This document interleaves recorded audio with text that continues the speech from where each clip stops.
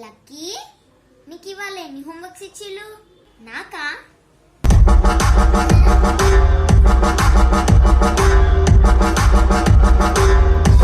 మరి ఇవాళ ఎన్ని ఇచ్చిళ్ళే? ఇప్పుడు కూడా జూజూబియే.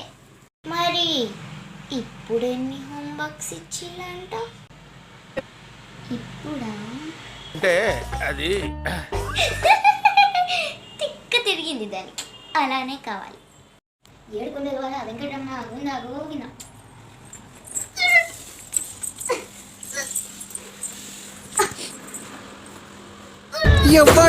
ఎవ్వడంట నిన్ను ఎత్తుకుంది.